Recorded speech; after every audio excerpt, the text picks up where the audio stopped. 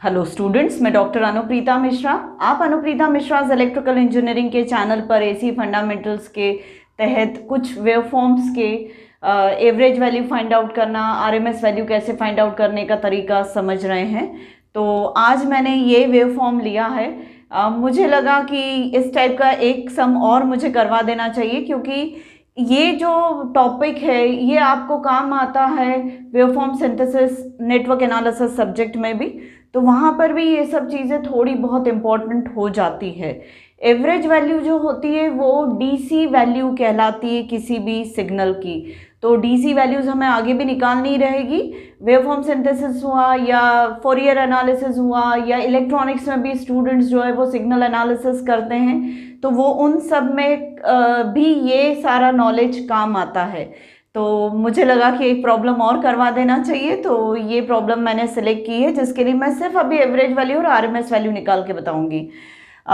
ये सिग्नल है जो 0 to पाई में साइनोसॉइडल सिग्नल जैसा है, और पाई टू 2 पाई में इसकी वैल्यू 0 है। फिर 2 पाई टू 3 पाई में फिर पॉजिटिव पल्स अवेलेबल है साइनोसॉइडल सिग्नल जैसी, उसके बाद फिर 0 हो जाएगा 3 पाई टू 4 पाई में। तो इसका मतलब मुझे इसका टाइम पीरियड जो समझ में आ रहा है वो 0 to 2 पाई के बीच में इसका टाइम पीरियड है, और उस हिसाब से हम फ्रिक्वेंसी भी निकाल सकते हैं। तो अगर यहाँ पर मुझे ये एक्सिस पर टाइम के फॉर्म में भी अगर दिया रहता है, एंगल 0 पाई ये सब नहीं दिया रहता, और टाइम के सेकेंड्स में, मिली सेकेंड्स में ये इंस्टेंट्स के टाइम दिए रहते, तो मैं टाइम पीरियड भी निकाल पाती। पर अभी मैं ये बोल सकती हूँ कि इसका टाइम पीरियड इक्विवेलेंट है 2 पाई के। नाउ अब मुझे एवरेज वैल्यू निकालनी है, तो फॉर्मूला मुझे मालूम है एवरेज वैल्यू का क्या होता है। अब मैं यहाँ पर एवरेज वैल्यू पूरे साइकिल के लिए निकाल सकती हूँ। वजह यह है कि पॉजिटिव पल्स है पर निगेटिव पल्स नहीं है, तो वहाँ पर कोई भी एवरेजिंग के बाद एक दूसरे को नल एंड वॉइड करने वाली वैल्यूज नहीं है। पॉजिटिव और नेगेटिव पल्स में क्या होता है, जितनी पॉजिटिव वैल्यूज होती है उतनी नेगेटिव वैल्यूज भी लेते हैं, और एवरेजिंग करते हैं तो 0 आता है। वैसा यहाँ पर नहीं है, इसलिए हम यहाँ पर over the complete cycle average value find out कर सकते हैं, क्योंकि हाफ साइकिल में पॉजिटिव पल्स अवेलेबल है और हाफ साइकिल में 0 वैल्यू है सिग्नल की।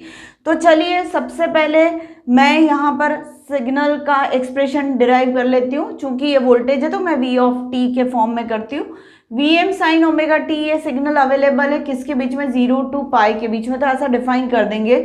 और पाई टू 2 पाई के बीच में वी टी की वैल्यू कितनी है, 0 है। तो अब मैं वी एवरेज निकाल सकती हूँ कंप्लीट साइकिल के लिए। 0 to 2 पाई में V of T D T, ये मेरा फॉर्मूला है जनरल वाला एवरेज निकालने का। ये टाइम चेंज, ये जो एंगल है जिसके बीच में अपन निकालना चाह रहे हैं एवरेज, वो angle depends on the signal रहता है। कभी यहाँ पर साइनोसॉइडल सिग्नल को, साइनोसॉइडल सिग्नल में आपने देखा होगा कि मैंने हाफ साइकिल के लिए एवरेज वैल्यू निकाली थी, पर यहाँ पर जो है एवरेज वैल्यू निकाल रहे हैं हम कंप्लीट साइकिल के लिए। रीजन भी कि यहाँ पर पॉजिटिव पल्स अवेलेबल है, पर चूंकि निगेटिव पल्स नहीं है अवेलेबल इसको नल एंड वॉइड करने के लिए, तो हम पूरे साइकिल के लिए 0 to 2 पाई के लिए हम कंप्लीट साइकिल के लिए एवरेज वैल्यू फाइंड आउट करेंगे। ठीक है, 1/2 पाई लिखा। अब V of T D T के दो पार्ट्स है, सॉरी यहाँ पर वी ऑफ डी थीटा होना चाहिए, डी टी नहीं होना चाहिए। वी ऑफ डी थीटा लिया है मैंने, तो क्योंकि एंगल के रिस्पेक्ट में कर रही हूँ, डी टी के टाइम के रिस्पेक्ट में नहीं कर रही हूँ, तो 0 to pi V of D theta. मैं वी ऑफ डी थीटा का 0 to पाई में एक बार इंटीग्रेशन करूंगी, फिर पाई टू 2 पाई के बीच में फिर एक बार वी ऑफ डी थीटा का इंटीग्रेशन करूंगी। पर क्या हो जाएगा, यहाँ पर ये 0 अवेलेबल है और यहाँ पर इसकी अवेलेबिलिटी है किस तरीके से, V M sine theta D theta के फॉर्म में। तो इसका इंटीग्रेशन 0 to पाई के बीच में होगा, प्लस इसकी वजह से मुझे क्या मिल रहा है, 0। तो वो लिखूं चाहे ना लिखूं बात एक ही है, इवैल्यूएशन सिर्फ इंटीग्रेशन का 0 to पाई में वी एम साइन थीटा का हो जाएगा। वी एवरेज, अब वी एम इंटीग्रेशन के अंदर है उसको बाहर ले लिया, क्योंकि कांस्टेंट वैल्यू इंटीग्रेशन किसका होगा, 0 to पाई में साइन थीटा डी थीटा का। साइन थीटा का इंटीग्रेशन जो होता है वो माइनस कॉस थीटा होता है, तो वो लिख लिया। 0 to पाई लिमिट्स हो गई, वी एम अपॉन 2 पाई है ही, ये माइनस साइन और बाहर ले लिया, माइनस वी एम अपॉन 2 पाई। कॉस थीटा जो होगा उसमें लिमिट सब्सटीट्यूट करेंगे, तो कॉस पाई माइनस कॉस 0 हो जाएगी। कॉस पाई -1 होता है, तो -1 मतलब -2 हो गया, माइनस प्लस हो गया, और 2 कैंसिल हो गया, तो आंसर आया वी एम अपॉन पाई। ये इसकी एवरेज वैल्यू हो गई। अब मैं आपको आरएमएस वैल्यू निकाल के बता देती हूँ। आरएमएस वैल्यू के लिए हमें क्या करना पड़ेगा, यहाँ पर स्क्वायर लेना पड़ेगा और अंडर रूट लेना पड़ेगा, ये आरएमएस वैल्यू हो जाएगी। यहाँ पर भी मैं लिख देती हूँ आरएमएस वैल्यू, और ये हम क्वेश्चन का सेकेंड पार्ट कर रहे हैं। आरएमएस वैल्यू में भी मैं यहाँ पर अंडर रूट तो लगाऊंगी ही, साथ में सिग्नल को मैं दो पार्ट्स में कर दे रही हूँ। वी स्क्वायर डी थीटा का इंटीग्रेशन 0 टू पाई और पाई टू 2 पाई में मैं करूँगी। अब इसको अगर इवैल्यूएट करना है तो कैसे इवैल्यूएट करेंगे, यहाँ पर करके बता देती हूँ मैं।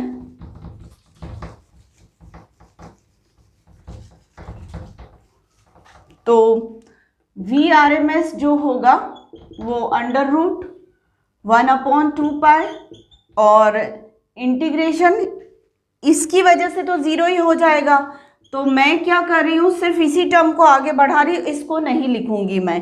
तो 0 टू पाई वी स्क्वायर की जगह मैं क्या लिख दूंगी, V M sine omega T. तो V M square sine omega T, sine square omega T, या थीटा है sine square theta D theta, ये पूरा हो जाएगा हमारा आरएमएस वैल्यू निकालने वाला एक्सप्रेशन।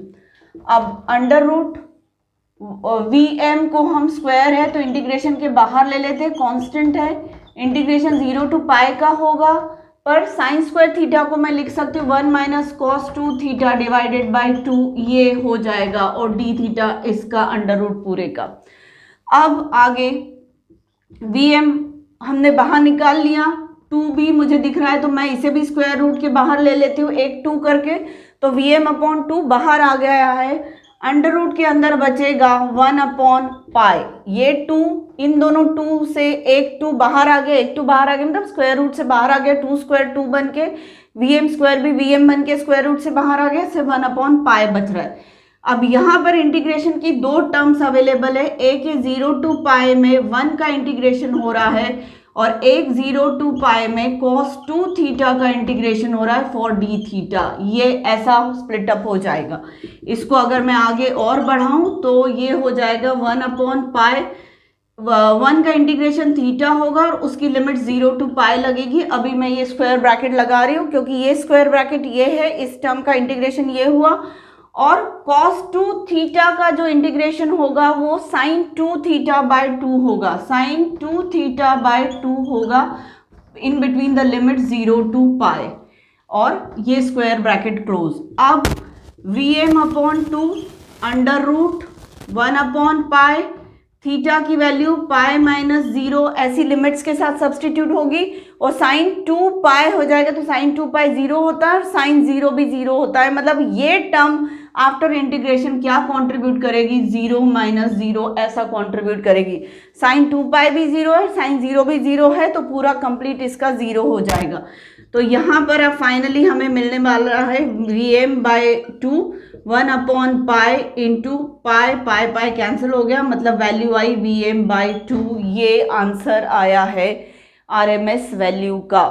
तो इस तरीके से किसी भी सिग्नल के लिए, चाहे यूनिडायरेक्शनल सिग्नल हो या बाय डायरेक्शनल सिग्नल हो, हम किसी भी सिग्नल के लिए आरएमएस वैल्यू और एवरेज वैल्यू निकाल सकते हैं। और हाँ, अगर टाइम एक्सिस पर हमें टाइम की टर्म्स में इंस्टेंट्स दिए होंगे तो हम टाइम पीरियड भी निकाल सकते हैं, अदरवाइज हम टाइम पीरियड को इक्विवेलेंट टू एंगल में भी डिफाइन कर सकते हैं। जैसे यहाँ पर मैंने एंगल के इक्विवेलेंस में बोला कि टाइम पीरियड कितना है, 2 पाई ही है, 0 टू 2 पाई में एक साइकिल कंप्लीट हो रहा है।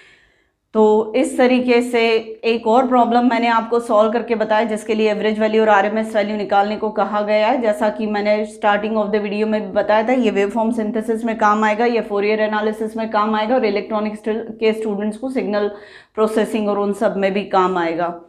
तो प्लीज़ अगर आज आपको मेरा आज का कंटेंट पसंद आया हो तो तुरंत लाइक कर दीजिए, मेरे चैनल को सब्सक्राइब करिए और मेरे वीडियोज़ को शेयर करिए और ज़्यादा से ज़्यादा फ़ायदा उठाइए। Thank you.